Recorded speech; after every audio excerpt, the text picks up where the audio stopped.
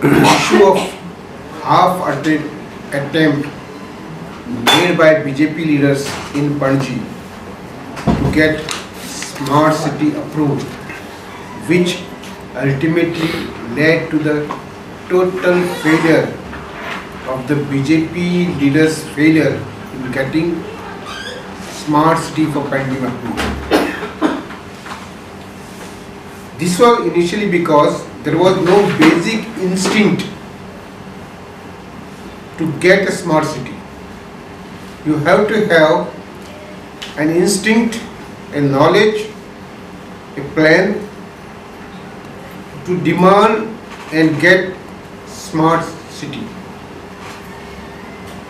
We saw that councillors were expressing different views without knowing the concept of smart city.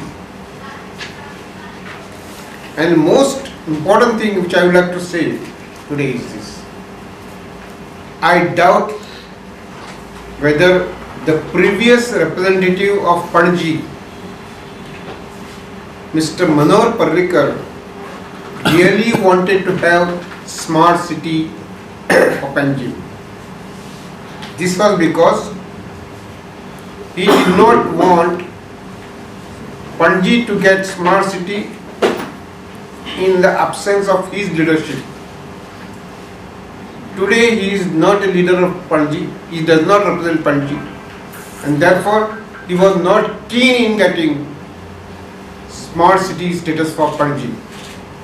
And this was the basic reason why Panji could not get the status of smart city. Otherwise, in the position that Mr. Parrikar is there in the cabinet, and if you analyze the 20 cities all over the country which got the status of smart city, it is difficult to imagine while Mr. Parrikar being there, Panji could not get smart city.